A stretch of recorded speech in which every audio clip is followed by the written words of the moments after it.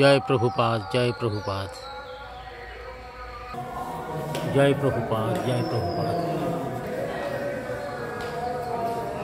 जय हो मायापुर श्री चैतन्य मठ की जय हो, जय हो अभिन्न ब्रजपत्तन की जय हो।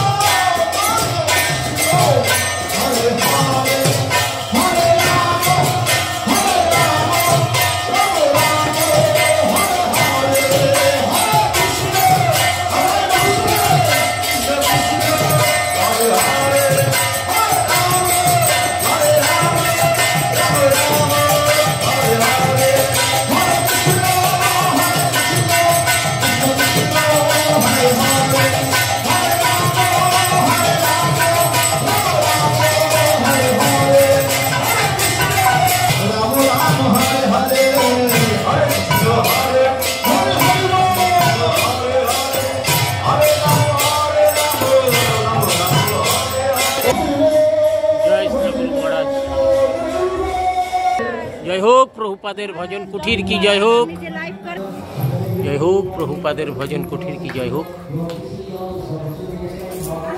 जय हो भक्ति विलास तीर्थ गोस्वामी महाराज की जय हो,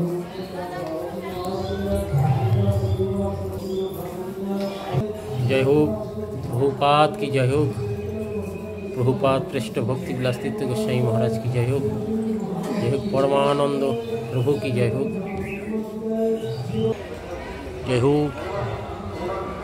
बंजुली महाद्वादशी की तिथि सीमंतद्वीप परिक्रमा बेलपुकुर मायापुर परिक्रमा एखुनी बार होबे।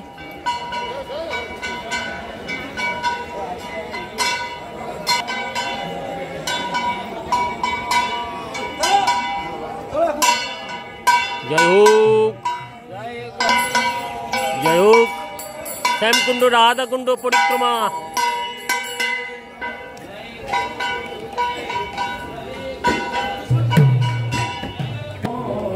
जय हो बाबाजी महाराज की जय।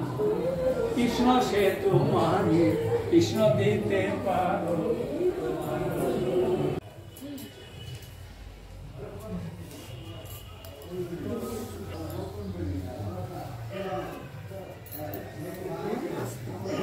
जय हो गुरु महाराज की जय।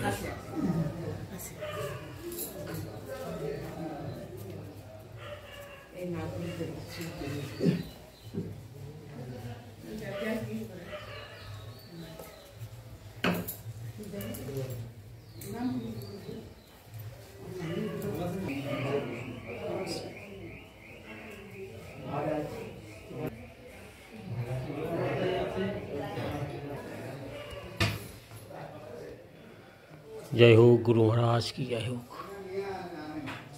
जय हो गुरु पृष्ठ की जय हो।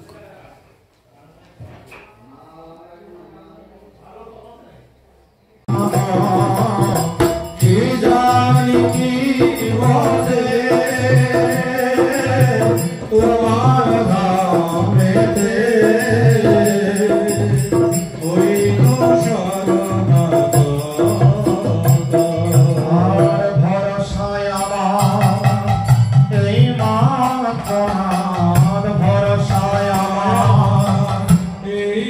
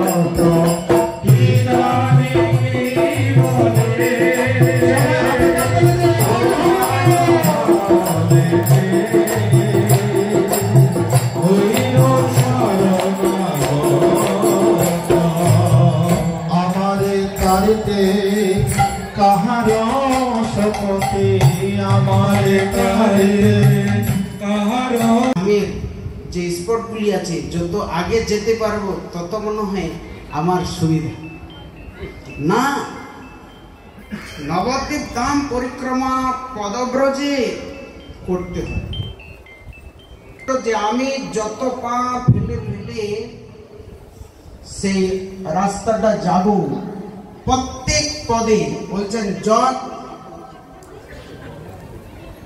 পদানি সংকীর্তন Krishna dash dash dash dash যজ্ঞায়তন তুল্য।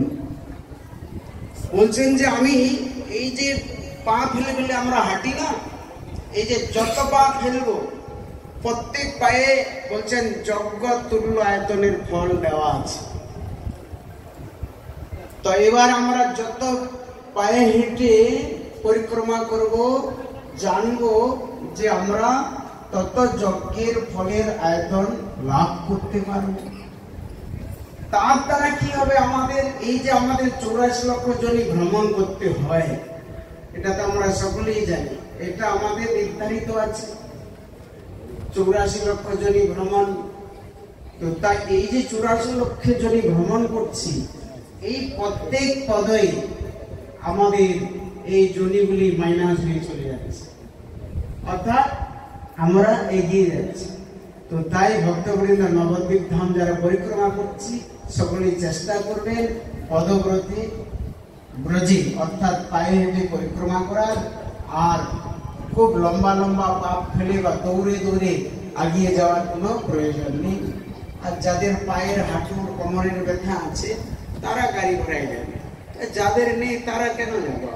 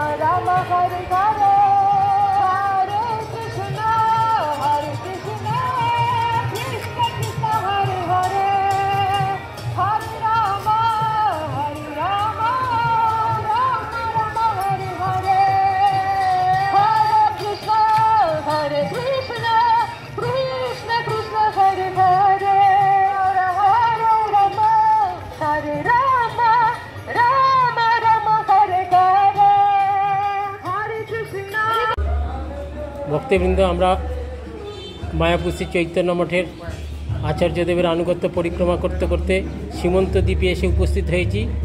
যে সীমন্ত দেবী তিনি শিবের উদ্দণ্ডের নৃত্যে গৌর কীর্তন শুনে এখানের যে নবদ্বীপ ধামের যে ধূলিকণা শীতে ধারণ করছেন, সেই গৌর সুন্দরের আরাধনায় নিমগ্ন আছে সীমন্ত দেবী। তাই তার পার্বতী দেবীর আরেক নাম সীমন্ত দেবী।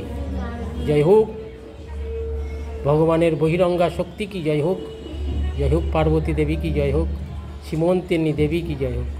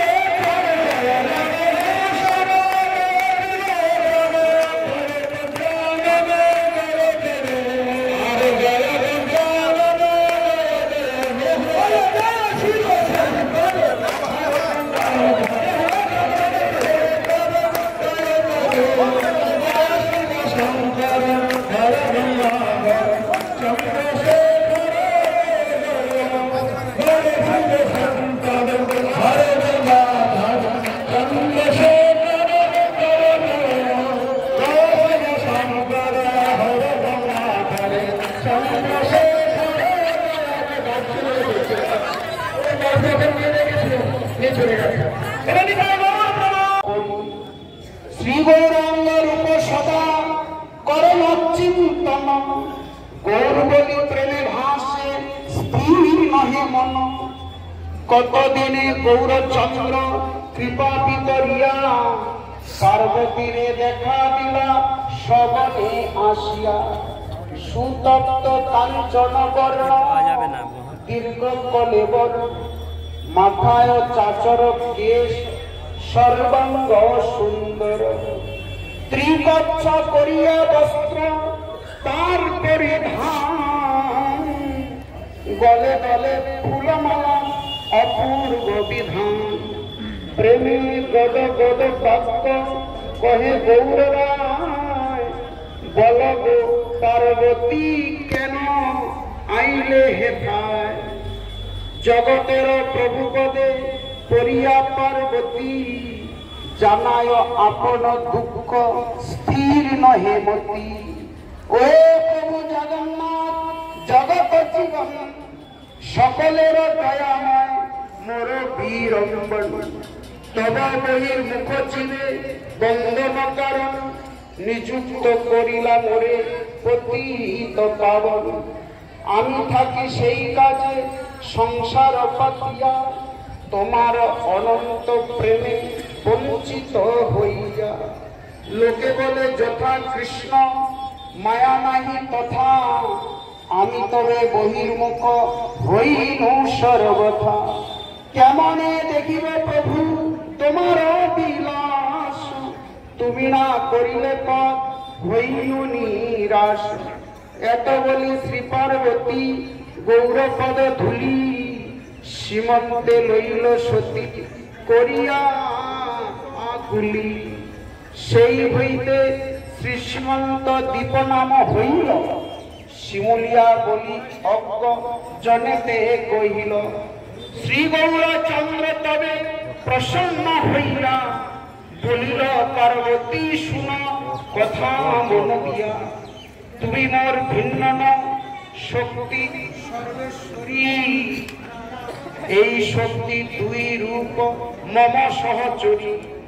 স্বরূপ শক্তিতে তুমি রাধিকা আমার, বহিরঙ্গা রূপে রাধা তোমাতে বিস্তার।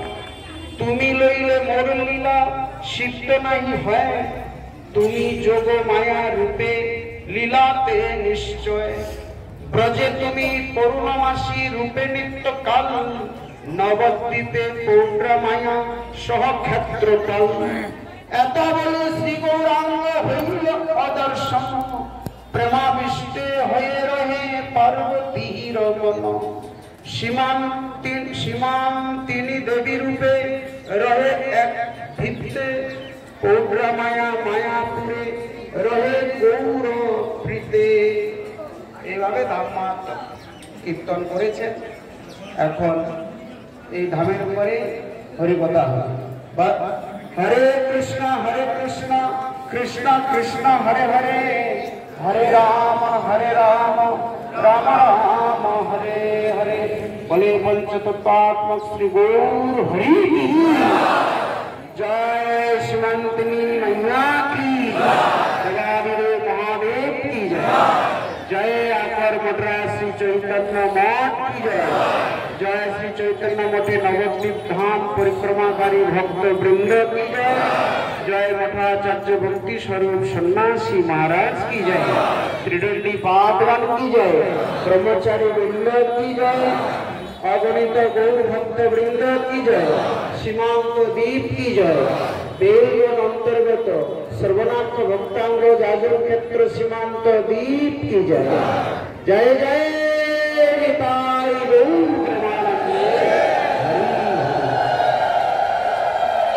এখন প্রথমে আমি এই ধামের মাহাত্ম্য কীর্তন করার জন্য নিবেদন জানাচ্ছি আকবর মদ্রাস শ্রী চৈতন্য মঠের অন্যতম শাখা এবং সবচেয়ে অন্যতম বলতে কি যে প্রভুপাদের সময়ে এবং প্রভুপাদের পরবর্তী গুরুবর্গের সময়ে যে নবদ্বীপ ধাম পরিক্রমা হতো, এই নবদ্বীপ ধামের পরিক্রমার যত চাল ব্যয় করতেন সেই মঠ, যে মঠে প্রভুপাদের সময় 300 বিঘা সম্পত্তি ছিল, সেই মঠটি হচ্ছে পূর্ব মেদিনীপুর অমরশ্রী গৌরীয় মঠ।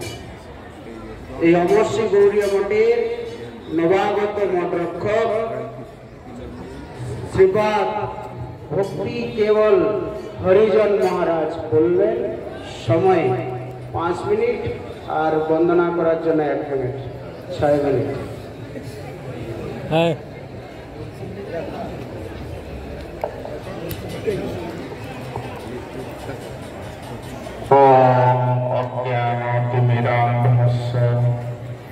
জ্ঞানাঞ্জন শলাকায়া চক্ষুর্মিলিতং তস্মৈ শ্রী গুরবে নমঃ।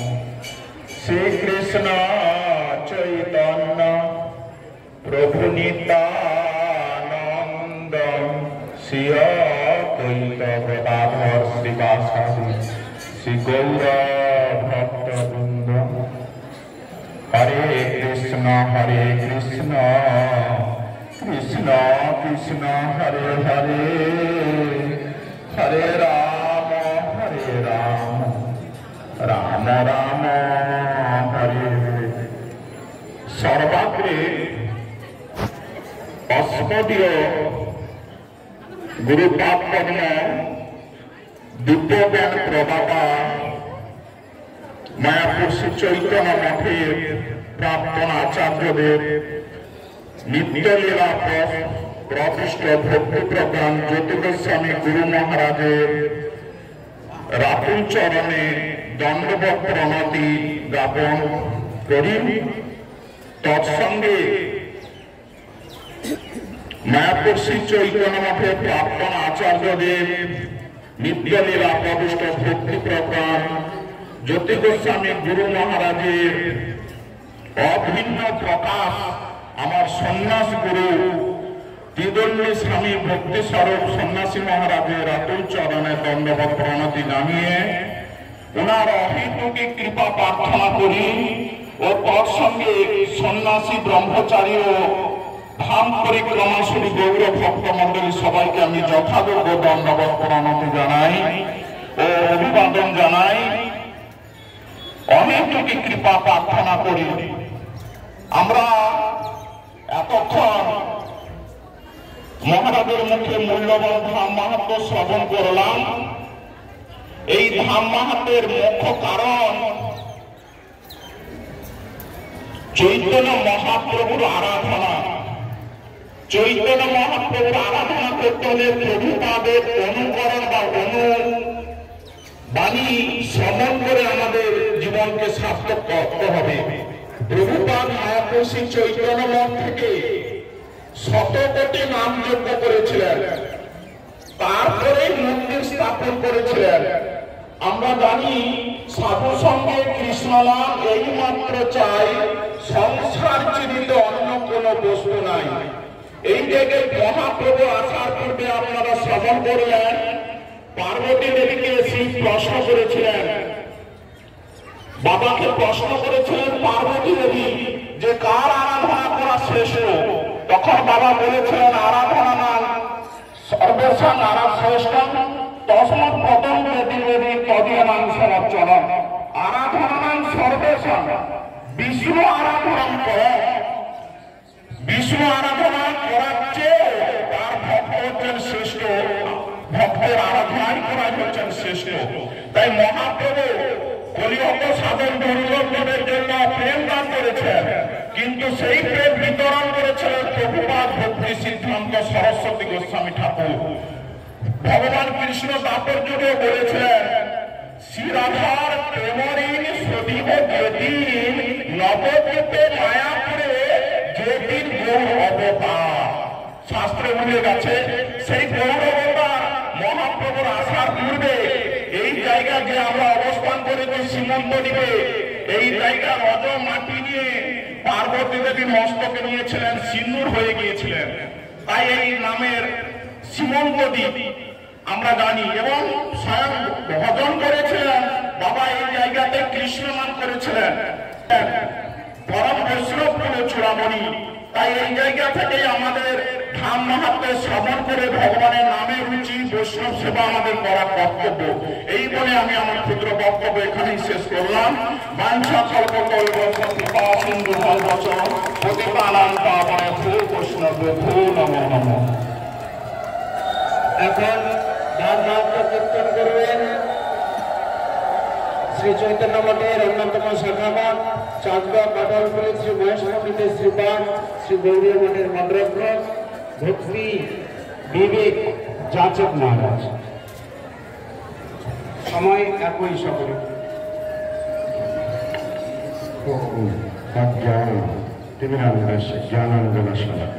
চক্ষুরাঙ্গলিকাঙ্কনা তস্मै শ্রী গুরুবে নমঃ। বিষ্ণুপাদ ভূপাত ভ্রষ্ট প্রিয়া শ্রীমতী ভক্তি প্রগীয়তে শিবের কাছে পার্বতী শ্রবণ করেছিল কোন সত্য যদুবন বিনা কালে। এইখানে গৌরাঙ্গের নাম বলে কীর্তন করে শিবজি নৃত্য করেছিল, কিন্তু নৃত্য করতে করতে সমস্ত দেবমনুষ্যজন চিন্তা করছেন কে নৃত্য করছেন। সেই মুহূর্তে পার্বতীও দেখলেন যে কি ব্যাপার, আমার প্রভু শিব এই গৌরের নাম করে তিনি কীর্তন করতেছে। সেই কীর্তন শ্রবণ যখন পার্বতী দেবী করেছেন, কিন্তু পার্বতী দেবী ওই কৈলাসের থাকতে না করে তিনি কিন্তু নৃত্য মঞ্চে চলে গেলেন শিবের। শিবকে দিয়ে বলছে হে প্রভু তুমি এই যে নৃত্য করতেছ এই গৌর মানে এই গৌরকে, এই গৌরকে চিনি না, এই গৌরকে জানি না, তাহলে এতদিনকে শুনেছি চন্দ্রানন্দ সেই শক্তি চলে গেল, আর এই গৌর মামার ভিতরে নিরান্ত গরিতে লাগিয়ে দিতে নৃত্য করতে করতে এই গৌর ধামে এসে গেলাম। তাই পার্বতী এই সব শব্দ শ্রবণ করার পরে বলছেন হে শিব তুমি আমাকে কেন পরে যাবে এই মহাপ্রভুর গানে, অর্থাৎ এই নদিয়া নগরে, তাহলে আমি আগে যাই। তবে শোনো তুমি যে আগে যাবে এই নদিয়াতে, তাহলে নদিয়ার মহাত্মা তুমি শ্রবণ করো। তাই শিষ্যের পার্বতীকে হে দেবী তুমি হলে রাধার অংশ, তোমাকে এইসব কথা না বলে আমি বলিব কাকে? কারণ এই কলিযুগে মহাপ্রভু তিনি কি আসবেন রাধার ভাব করিতে, এবার সচিব হয়ে অবর্বনীতা হইবে। কি জন্য বলে হবেন তিনি রামচন্দ্রে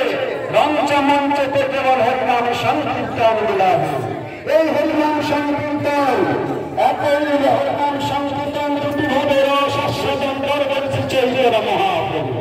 একই হরিনাম, এক হরিনাম রসযুক্ত মহাপ্রভু রসাস্বাদন করবেন, আর এক হরিনাম সংকীর্তন ভক্তদের হরিনাম।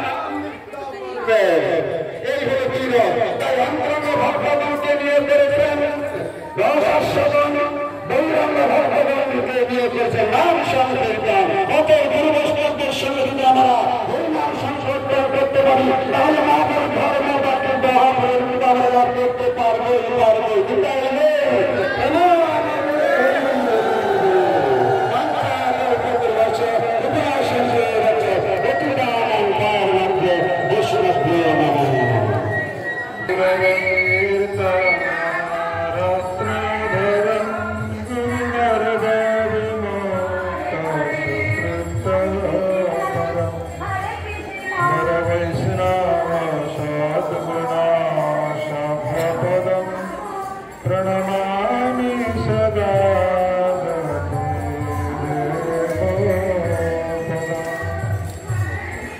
উপস্থিত সকলকে আমি আমার যথাযোগ্য দণ্ডবত প্রণাম জ্ঞাপন করছি।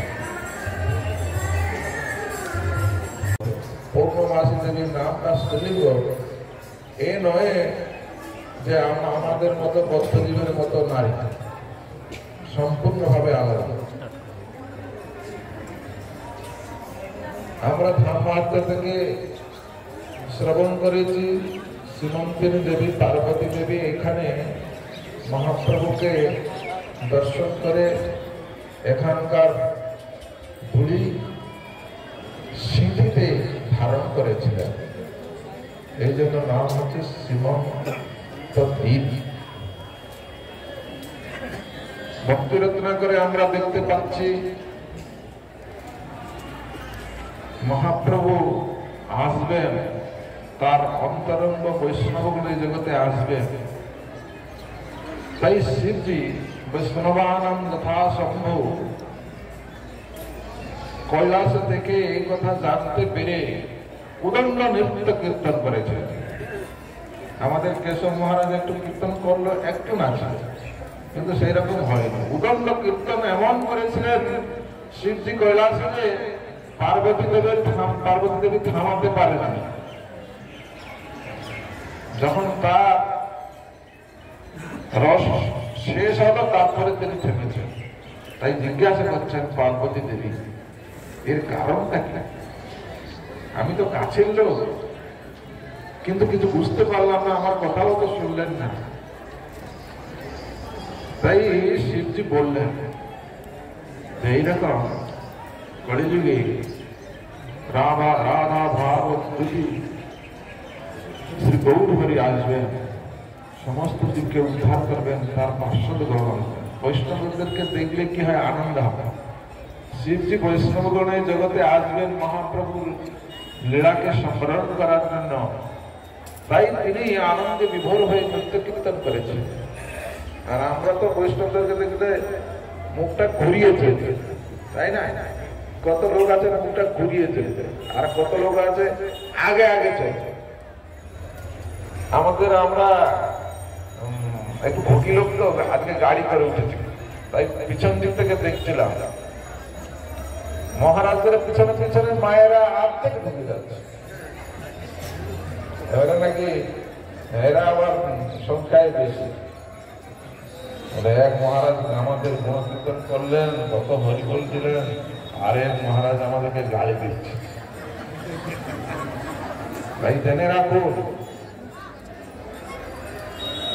আমি কিন্তু হরিকথা কোনো জায়গায় বলবো, খুব শাসন করি, কেন নিজের জীবনে খুব শাসন হয়েছে, তো শাসন না করে থাকতে পারে না। শ্রীধর মহারাজ আমাকে দেওয়ার উদ্দেশ্য জানেন তো, যে এইরকম মহারাজ তার লোকজন পাবেন না।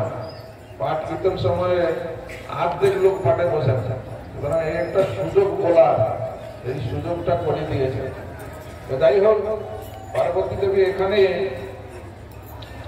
মহাপ্রভুকে দর্শন লাভ করে তিনি মহাপ্রভুর কৃপা পদধূলি নিয়ে মস্তকে ধারণ করেছেন। মহাপ্রভু তখন আসেননি, এসব গোপন হয়েছে, গোপন লীলা। এই গোপন লীলা সকলের বোধগম্য হবে না। কজন লোক শ্রী চৈতন্য মহাপ্রভু যে স্বয়ং ভগবান, এই নদিয়ার লোক কজন মানে? পৃথিবীতে আছে যত নগরাদি গ্রাম, সর্বত্র প্রচার হইবে মোর নাম। মহাপ্রভুর আবির্ভাব পৃথিবীতে সর্বত্র পালন হচ্ছে, আর কত লোক আনন্দ করছে। আজকে দিনে দেখুন, আমরা এই চৈতন্য মঠের পরিক্রমায় কত লোক এসেছে, আরো অন্যান্য মঠ থেকে কত লোক মহাপ্রভুর কথা বর্ণন করছে, শ্রবণ করছে। তাই দুর্ভাগ্য, মহাপ্রভু এমন এক জায়গায় এসেছিলেন, কেউ মহাপ্রভুকে বুঝতে পারে, কিন্তু মহাপ্রভুর পার্শ্বদেবনের কৃপা, প্রভুপাদের অপার কৃপা, ভক্তিবিনোদ ঠাকুর আমাদের জন্য যে নামাত্ম গ্রন্থ লিখেছেন, সেটাকে বাস্তবায়িত করেছেন প্রভুপাদ ভক্তি সিদ্ধান্ত সরস্বতী গোস্বামী ঠাকুর, যার জন্য আমরা এখানে সম্মিলিত হয়েছে, একত্রিত হয়েছে, এক মন এক চিন্তা ভাবনা নিয়ে একাত্ম বোধ হয়। আমরা গৌরহরির কথা কীর্তন করতে পারছি, সাধু সঙ্গে কৃষ্ণ নাম এই মাত্র চাই, সংসার জিনিতে আর কোন দুঃখ সার নেই। তাই আমরা সংসার ফিরে দিতে চাই না, আমরা মহাপ্রভুর পদধূলি মস্তকে ধারণ করে আমাদের এই দীর্ঘ জীবনটাকে কাটাতে পারি, এই আশা আকাঙ্ক্ষা নিয়ে আমি আমার বক্তব্য এখানে শেষ করছি। বাঞ্ছা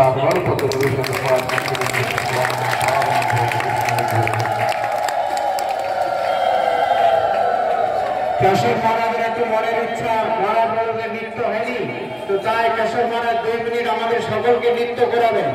আর নৃত্যের পরে সকলেই যেন আগে ভ্যানটাকে ছাড়ে দেন, আগে যেন রাস্তা জ্যাম না করে থাকুন সকলে।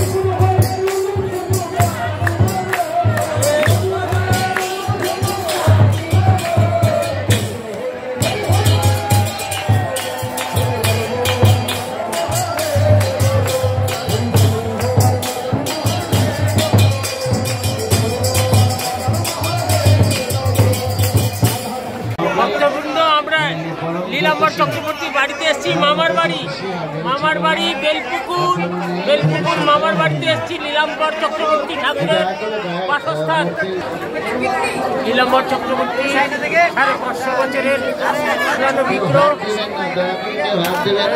বিগ্রহ করে দয়া করে কেউ কোনো ফল কেউ হাত দেবেন না। সামনে বক্স আছে, ওখানে পিছনে প্রণামী দেন,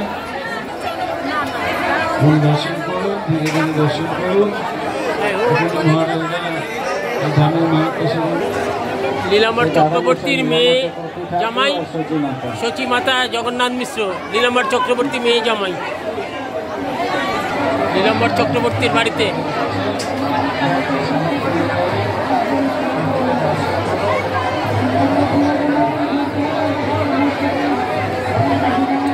মামার বাড়ি নীলাম্বর চক্রবর্তী ঠাকুরের বাড়িতে।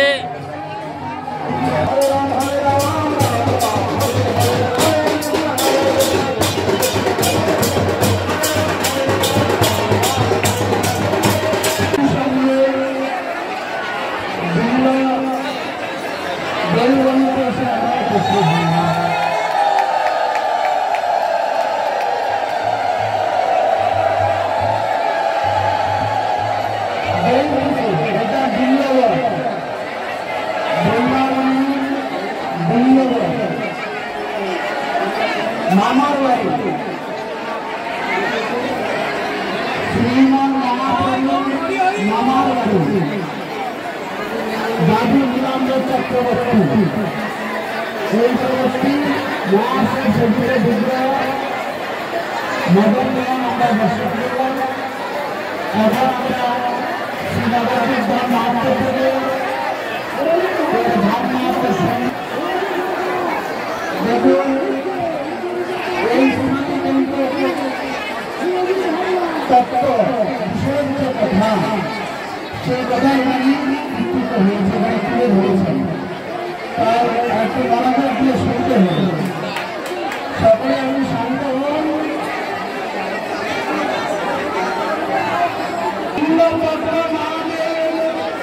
স্থান মনোহর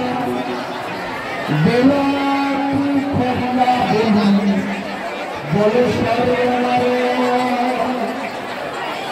ব্রজধামে যারে শাস্ত্রে বলে মূল্যবান নবদ্বীপে সেই স্থান পঞ্চারত্ন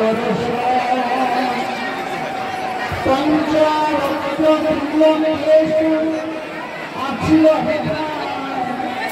এক আরাধিয়া ব্রাহ্মণ জনগণে কুশীলতা হারে কৃষ্ণ ভক্তি বড় দিল তাহা সবাই যাবে সেই নিন্দাদিত ছিল বিশ্বাস করিয়া পঞ্চবক্রে আরাধিল কৃপা করি করিয়া যখন এই গ্রাম প্রান্তে আছে বিদ্যান সেই চতুর্শী তাদের কৃপায় হবে চতুর্শী তাদের সর্বাত্মা হইবে এত বলি মহেশ্বর হইলাম অন্তর্ধান নিম্বারিত অন্বেষণ করি স্থান বৃন্দাবনা মধ্যে দেখে দেবী মনোহর চতুর্শন বসিয়াছি তাহার সনক সুন্দর ঋষি সনাতন শ্রী সনক কুমার এই ঋষি চারজন বিপ্লবেশ সন্নিধানে খণ্ড লক্ষিত বস্ত্রহীন সুকুমার উদার চরিত দেখি নিম্বাদিত্যাচার্য পরম বৈকুণ্ঠী হরে কৃষ্ণ ডাকি হরিনাম সুনিতন ধ্যান ভঙ্গ হইল সম্মুখে বৈষ্ণব ভক্তি দেখিতে পারল বৈষ্ণব দেখিয়া সবে হয়ে কৃষ্ণ মন নিম্বাদিত ক্রমে ক্রমে আনন্দন কে তুমি কেন হেথা দল পরিচয় তোমার প্রার্থনা মোরা পুরাব নিশ্চয় শুনে নিন্দাদিত দণ্ডবত প্রণম্যা নিজয় পরিচয় বিদিত হইয়া নিন্দার্থের পরিচয় করিয়া শ্রবণ শ্রীষণ কুমার সহস্র বদন করি ভোগ হইলে কামনা কৃপাবান ভক্তি প্রচারিতে চিত্তে করি নিশ্চয় চারিজন ভক্ত শক্তি করিয়া অর্পণ ভক্তি প্রচারিতে বিশ্বে করি রামায়ণ মধ্য বিশ্ব এই তিনজন তুমি তো চতুর্থ ভক্ত মহাজন শ্রীদেবী করিল রামানুজের অঙ্গীকার ব্রহ্মা ভট্টাচার্য রুদ্র কৃষ্ণকে স্বীকার আমরা তোমাকে আজ জানিল না কেন শিষ্য করি ধন্য হই এই প্রয়োজনা গুরুদেবেরা অভেদ চিন্তায় ছিল রত, কৃপা যোগে সেই পাপ হইল দূরগত। এর শুদ্ধ ভক্তি অতি উপায় জানি, সংহিতা রচনা করিয়াছি একখানি। সনদ কুমার সংহিতা ইহার নাম হয়, এই মতে দীক্ষা তব হইবে নিশ্চয়। গুরু অনুগ্রহ দেখি নিম্বার অভিমান, অবিলম্বে আইলা করি ভাগীরথী স্নান। শাস্ত্রাঙ্গে করিয়া বলে সপূর্ণ বচন, এ অদমে তারনাথ পতিত পাবন। চতুর্শম কৈরসী যুগল মন্ত্র দান, ভাব মার্গে উপাসনা করিল বিধান। মন্ত্রবলী নিম্বাদিত্য সিদ্ধ পীঠস্থানে, উপাসনা করিলেন তা বিধানে। কৃপা করি রাধা কৃষ্ণ তারে দেখা দিল, রূপের ছটায় চতুর্দিক আলো হইল। মৃদু মৃদু হাসি মুখে বলেন বচন, ধন্যবাদ করিলে সাধন। অতি প্রিয় নবদ্বীপ আমা তোহার, দয়ে করু সচিন্দ্র কুমার। বলিতে বলিতে গৌর রূপ প্রকাশিল, রূপ দেখে নিম্বাদিত্য বিহ্বল হইল। বলে প্রভু নাহি দেখি নাহি শুনি পানি, এহেন অপূর্ব রূপ আছে কোনখানে। কৃপা করি মহাপ্রভু বলিল তখন, এরূপ গোপন এরে কর মহাজন। প্রচার কৃষ্ণ ভক্তি যুগল বিলাস, যুগল বিলাসে মোর অত্যন্ত উল্লাস। যে সময়ে গৌর রূপ প্রকট হইলে, শ্রীবিদ্যা বিলাসে তবে বড় রঙ্গ হবে। সে সময়ে কাশ্মীর প্রদেশে জন্ম লয়ে, ভ্রমিবে ভারতবর্ষ পৃথিবী জয়ী হয়ে।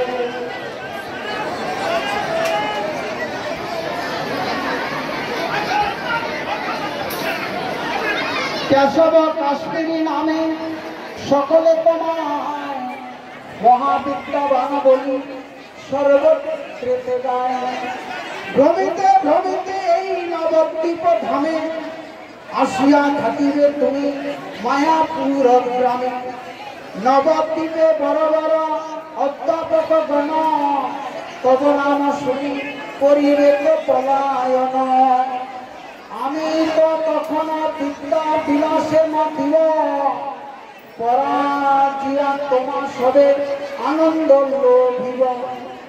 সরস্বতী কৃপা বলে জানি মম তত্ত্ব, আশ্রয় করিবে মোরে ছাড়িয়া মহত্ব। ভক্তি দান করি আমি তোমার কখন, ভক্তি প্রচারিতে পুনঃ করিব প্রেরণ। অতএব দ্বৈত দ্বৈত মত প্রচারিয়া, তুষ্ট কর এবে মোরে গোপন করিয়া। যবে আমি সংকীর্তন আরম্ভ করিব, তোমাদের মত সার নিজে প্রচারিব।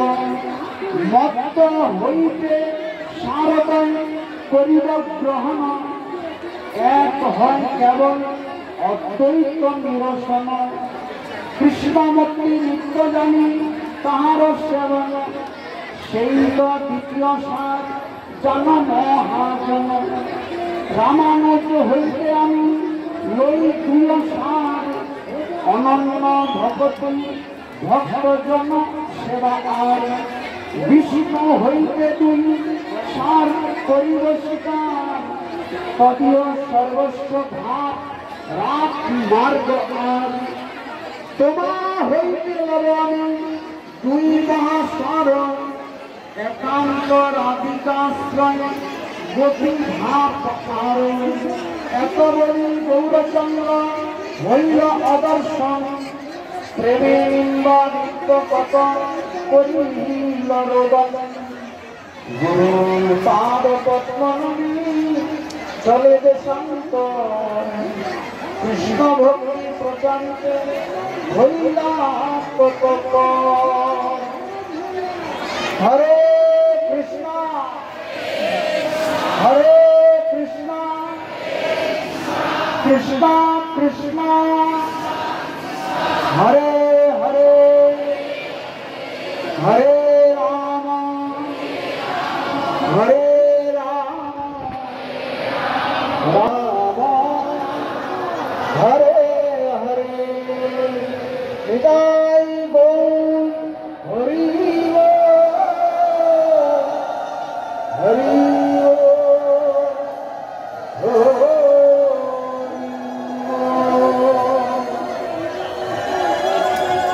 আমরা চৈতন্য মঠে দেখতে পাই আমাদের যে মূল মন্দির স্বামী মেঘমার্গ আর আমার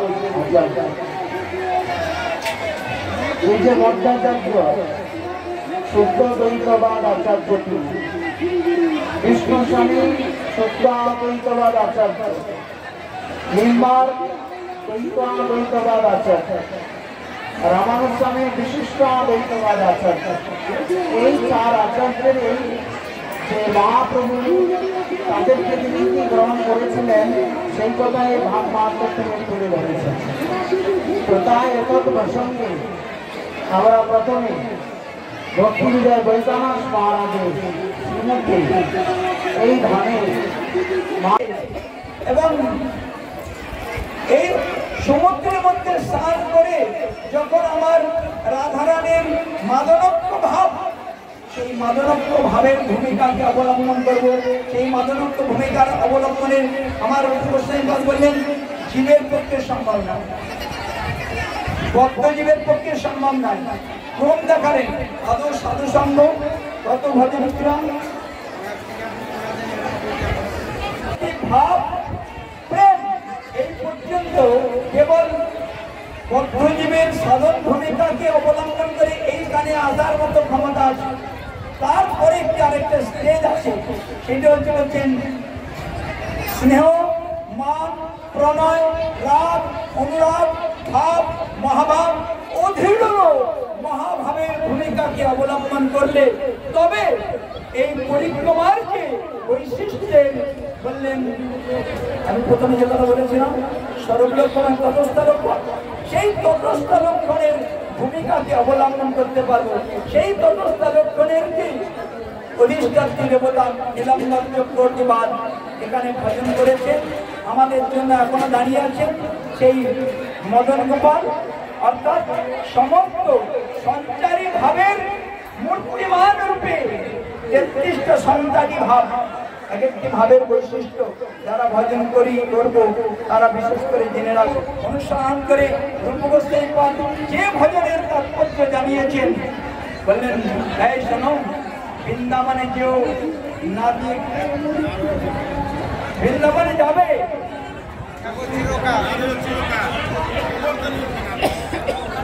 যদি থাকে সঙ্গ করি বন্ধু সঙ্গে, যদি তবু বঙ্গ পরিহাস বাইরে যেও না তো বৃন্দাবনে কেশি ঘাটে শখের প্রকাশ। বৃন্দাবনে যেও না, যদি রঙ্গ পরিহাস বন্ধুর সঙ্গে কোলাকুলি দিতে চাও, ভোগের চরম ভূমিকাকে অটুট রাখতে চাও, তাহলে বৃন্দাবনে যেও না। যদিও যাও ওই কালো ছড়াকে কৃষ্ণকে দর্শন করো না, দর্শন করলে তোমার সর্বনাশ হয়ে যাবে। কি সর্বনাশ? বললেন ওই অভিলাষ ছিল যে বন্ধু সঙ্গে পরিহাস মিলন, বড় ফুলসজ্জার বছরে বড় চুটিয়ে ভোগচরণ প্রান্তে সম্পূর্ণভাবে প্রণাম করে প্রদক্ষিণ করে আমার একমাত্র আত্মসমর্পণ করলে তবে সেইটা পূর্ণ হবে। সেই কথাই আজ পরিক্রমার তটস্থ লক্ষণের বৈশিষ্ট্য আমার রূপকর্ষেই পাল এই কীর্তনের ছলে বেদনা স্তুতিতে সুন্দর করে বলেছেন, ওহে গৃহস্থ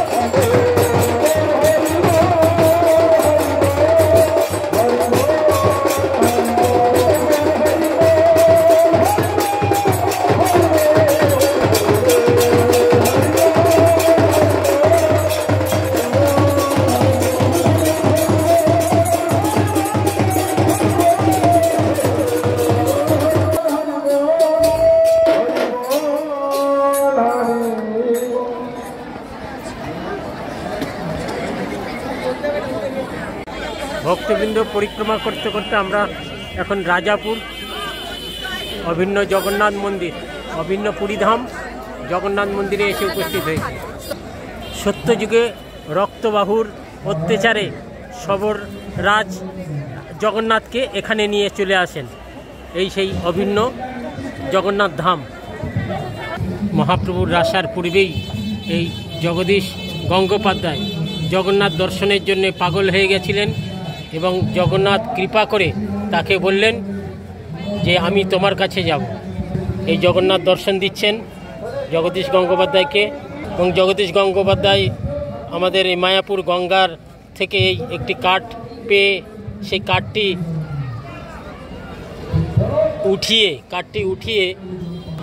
উঠিয়ে জগন্নাথের শ্রীমূর্তি তৈরি করছেন। এই যে জগন্নাথের শ্রীমূর্তি তৈরি করছেন, শ্রীমূর্তি সম্পূর্ণ বানিয়েছেন এই জগদীশ গঙ্গোপাধ্যায়ের শ্রী বিগ্রহ। মহাপ্রভু এসে এই জগন্নাথের সামনে নৃত্য কীর্তন করেছিলেন। জয় জগন্নাথ, জয় জগন্নাথ, জয় জগন্নাথ স্বামী নয়ন পথগামী তুমি, জয় জগন্নাথ, জয় জগন্নাথ। এখন আমরা ধাম মাহাত্ম্য পাঠ করব। এত বলি নিত্যানন্দ প্রেমে গর গর, চলিলে না দ্রুত শঙ্খ বন্নিকন গর। তথা গিয়া শ্রীজীবেরে বলেন বচন, ওই দেখো সরডাঙ্গা অপূর্ব দর্শন। নিত্যানন্দ প্রভু, গত বছর আমি বলেছি যে নিত্যানন্দ প্রভু এখানে আসেননি, সরডাঙ্গা ওই শঙ্খবর্ণী নগর থেকেই জীব গোস্বামীকে দেখালেন। ওই দেখো সরডাঙ্গা অপূর্ব দর্শন। শ্রী সরডাঙ্গা নাম অতি মনোহর, জগন্নাথ বৈশে যথা লইয়া সবর। পূর্বে যবে রক্তবাহু দৌরাত্ম করিল, দৈতা সহিত প্রভু হেথায় আইল। আমাদের পরমাত্মী মহারাজ বলছেন রক্তবাহু সম্পর্কে। শ্রী পুরুষোত্তম সময়ে এই ধাম হয়, নিত্য জগন্নাথ স্থিতি তথায় নিশ্চয়। এই ধাম হচ্ছে শ্রী পুরুষোত্তম সম, তো তাই এখানে নিত্য জগন্নাথ স্থিতি আছেন। প্রভুপাদের সময়ে জগন্নাথই ছিলেন, পরবর্তীতে বলদেব সুভদ্রা এসেছে, কিন্তু জগন্নাথেরই এখানে নিত্য স্থিতি। এই বলেই মাহাত্ম্য কথা কীর্তন করেছেন। হরে কৃষ্ণ কৃষ্ণ কৃষ্ণ হরে হরে, হরে রাম রাম রাম হরে হরে। জয় জগন্নাথ, জয় জগন্নাথ সুব্রহ্মণ্য কি জ্ঞানাঞ্জন শলাকয়া চক্ষুরন্মিলিतं येन তস্मै শ্রীগুরবে নমঃ। मूकं करोति वाचालं पङ्गुं रङ्गवते गिरिजत्कृपातमहं वन्दे श्रीगुरुकारण वंशकल्पतरुभ्यश्च कृपा सिन्धुभ्येव च पतितानां पावनेभ्यो वैष्णवेभ्यो नमो। সকলকে যথাযোগ্য ধন্যবাদ প্রণাম জ্ঞাপন করছি। যখন প্রসাদ পরিবেশন হয় না তখন অন্ন ডাল এরকম ধীরে ধীরে ধীরে ধীরে লাস্টে কিন্তু মিষ্টি দেয়। এখন মিষ্টি খাওয়ার লোক খুব কম, কেননা সুগার হয়ে গেছে, এরা সব সুগারে ভর্তি হয়ে গেছে, সব ঘুমিয়ে পড়েছে, এরা আর কি সুগার খাবে। তাই জগন্নাথ লীলাটি সেই রকম অনেক মধুর। পুরীধাম হচ্ছে বিপ্রলম্ব ক্ষেত্র, যেখানে মিলন হয়েছে সেটাকে বলা হয় বিপ্রলম্ব। বিরহ হলেই মিলন হয়। আচ্ছা, কৃষ্ণের জন্ম আমরা জানি, মহাপ্রভুর জন্ম জানি, রামের জন্ম জানি, জগন্নাথের জন্ম কেউ জানি না। তাহলে জগন্নাথের রূপটা কোথা থেকে হয়েছে? জগন্নাথের রূপটা হচ্ছে রাধা ভাবে বিভাবিত হয়ে কৃষ্ণের রূপটি জগন্নাথ রূপ ধারণ করেছে। কৃষ্ণ রাধা ভাবে বিভাবিত হয়ে যে রূপ পরিগ্রহ করেছিলেন সেটি হচ্ছে জগন্নাথের রূপ। তার চোখগুলো তো বড় বড় কেন, হাত পা নেই কেন?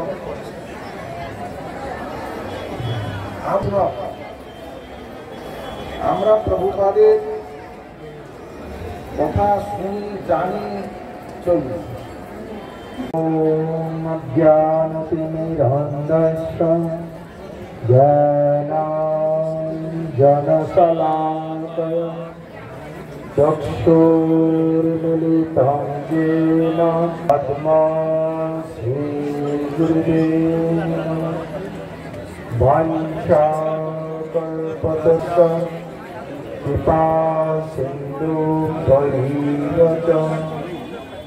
পতিতানাং পাবনেভ্যো বৈষ্ণবেভ্যো নমো নমঃ।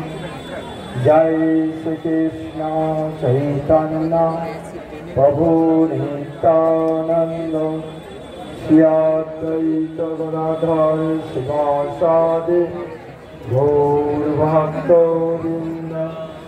হরে কৃষ্ণ কৃষ্ণ হরে হরে, হরে রাম রাম রাম হরে। সর্বপ্রথম আপনারা আমার প্রতি প্রসন্ন হন, আপনার জয়। আজকে নবদ্বীপ ধাম পরিক্রমা দ্বিতীয় দিবস। আমরা সীমন্তদ্বীপ হয়ে বেলপুকুর হয়ে জগন্নাথ মন্দিরে আমরা উপনীত হয়েছি।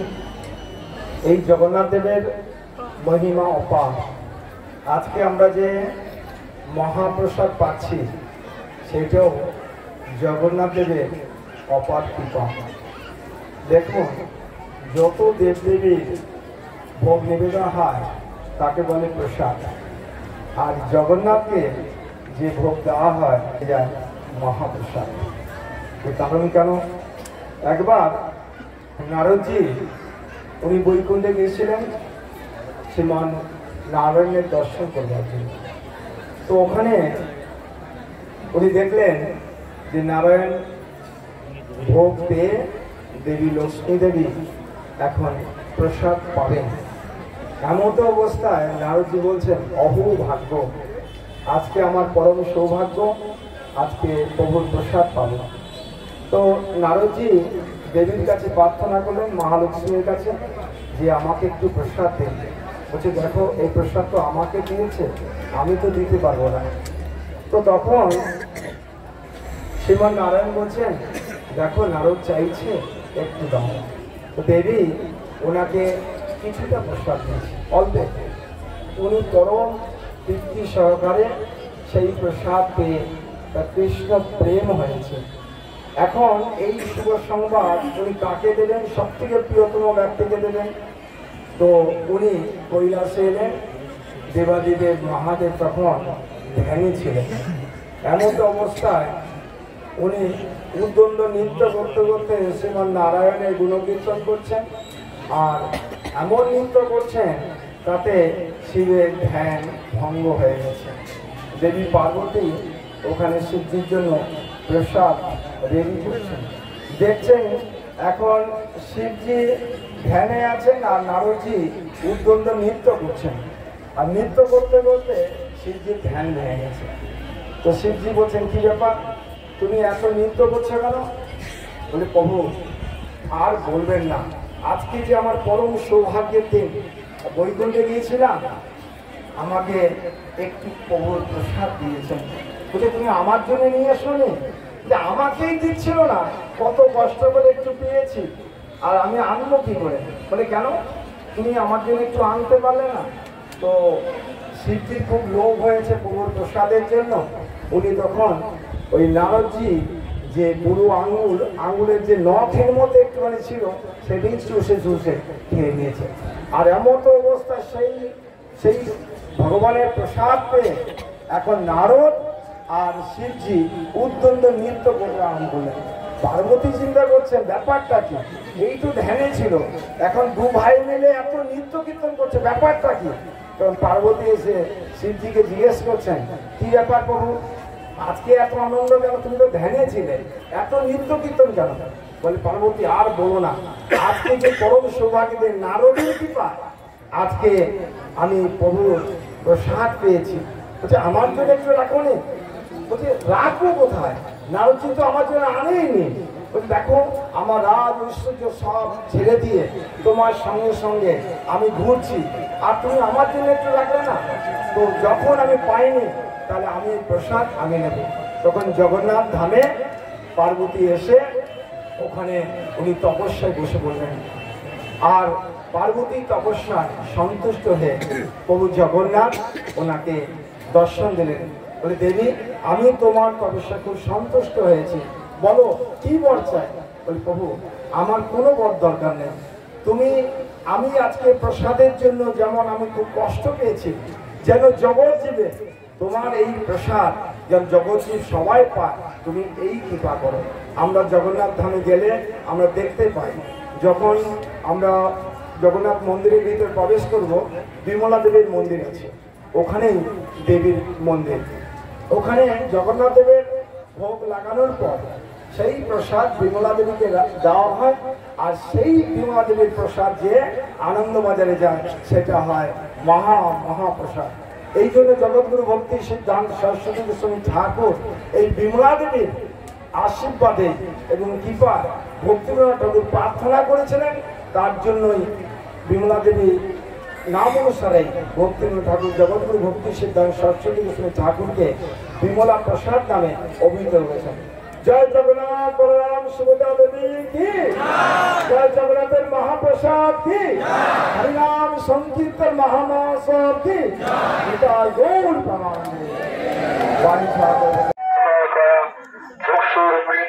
तस्मै शीघ्र अंशकल्पतरुभ्यश्च कृपा सिन्धुभ्यैव च पतितानां पावनेभ्यो वैष्णवेभ्यो नमो नमः। इन्दाय तुलसी तब्बै ध्याय केशवश कृष्ण भक्ति पदे देवी सप्तवती नमो नमः।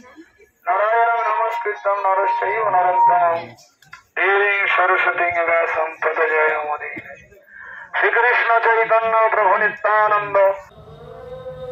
ভক্তবৃন্দ, আমরা আচার্যদেবের আনুগত্যে পরিক্রমা জগন্নাথ মন্দির দর্শন করে শ্রীধর অঙ্গনে এসেছি। যে শ্রীধর অঙ্গন এই জগন্নাথ মন্দিরের ঠিক পিছনের রাস্তা দিয়ে শ্রীধর অঙ্গন, এই শ্রীধর অঙ্গনে মহাপ্রভুর প্রিয় পার্ষদ যে শ্রীধর পণ্ডিত, তিনি বাজারে থোড় কলা মোচা বিক্রি করতেন। সেটি এই শ্রীধরঙ্গনের বাড়ি। এই শ্রীধরঙ্গনের সঙ্গে মহাপ্রভু তার দোকানে গিয়ে থোড়, কলা, মোচা আনতেন এবং রন্ধনের জন্য সচিমাতাকে দিতেন, এবং সচিমাতা সেই বৈষ্ণব সেবার জন্যে সেই শ্রীধরের থোড়, কলা, মোচা তিনি গোপালকে ভোগ দিতেন। এই যে শ্রীধরঙ্গন মহাপ্রভুর সঙ্গে এমনই কন্দল করতেন, মহাপ্রভু কে বলতেন, দেখো বাবা, তুমি আমার সঙ্গে এরকম করো না। কিন্তু মহাপ্রভু বললেন, দেখো তোমার কাছে প্রচুর ধন আছে, তোমার কাছে যা ধন আছে আমি সকলকে একদিন জানিয়ে দেবো। ইতিমধ্যে কিছুদিন পরে মহাপ্রভু যখন মহাভাবে শ্রীবাস অঙ্গনে লীলা করছিলেন, সকলকে আহ্বান করছিলেন এবং ভক্তদের বললেন, আমার প্রিয় ভক্ত যাও। তা সকলে ভক্তরা এসে এই শ্রীধরঙ্গনকে এইখানেই সেই মাঠের মাঝখানে এই যে শ্রীধরঙ্গন, এখানে দেখছে যে শ্রীধর পণ্ডিত তিনি কীর্তনে মগ্ন আছে, ঘরের কোনো চাল নাই, সূর্য দেখা যাচ্ছে। এই ঠিক শ্রীধরঙ্গন মাঠের মাঝখানে, সেই শ্রীধরঙ্গন দর্শন করছেন। শ্রীধর পণ্ডিতের শ্রীচরণ কমলে মহাপ্রভুর প্রেম ভক্তির কে আমরা লাভ করতে যেন পারি। সেই শ্রীধরঙ্গন, এই শ্রীধর পণ্ডিতকে মহাপ্রভু ডাকে পাঠিয়েছিলেন। শ্রীধর পণ্ডিত মহাপ্রভুর কাছে গিয়েছিলেন। মহাপ্রভুর সেই মহাভাব, তার আরাধ্য ভগবানকে দেখে তিনি আপ্লুত হয়েছিলেন এবং মহাপ্রভু বললেন, শ্রীধর তুমি কী চাও, আমাকে বর নিয়ে চেয়ে নাও। তখন শ্রীধর পণ্ডিত তিনি মহাপ্রভুর কাছে বর চেয়েছিলেন, প্রভু যে আমার কাছ থেকে রোজ থোড়, কলা, মোচা, পাতা যে গ্রহণ করেন, সেই প্রভু যেন আমার জন্মে জন্মে আমার নাথ হোক, আমি যেন জন্মে জন্মে সেই প্রভুর আরাধনা করতে পারি এবং প্রভুর প্রদর্শিত পথকে সাধনা করে আমি যেন জীবন ধন্য করতে পারি। এই সেই শ্রীধরঙ্গন। সেই শ্রীধর পণ্ডিতের সঙ্গে মহাপ্রভুর অনেক লীলা আপনারা জানেন। সেই শ্রীধরঙ্গন দর্শন করুন এবং শ্রীধর পণ্ডিতের কৃপা লাভ করুন। এটি মায়াপুর শ্রী চৈতন্য মঠের একটি ব্রাঞ্চ, চৈতন্য মঠের একটি শাখা সেই শ্রীধরঙ্গন চৈতন্য মঠের একটি শাখা। তাই শ্রীধরঙ্গনে সেই শ্রীধর পণ্ডিতের কাছে আমরা মহাপ্রভুর যে কৃপা লাভ যাতে পেতে পারি, তাই শ্রীধর পণ্ডিতের কাছে দণ্ডবত প্রণাম জানিয়ে কৃপা আশীর্বাদ ভিক্ষা করছি। জয় হোক শ্রীধর পণ্ডিত কি জয় হোক।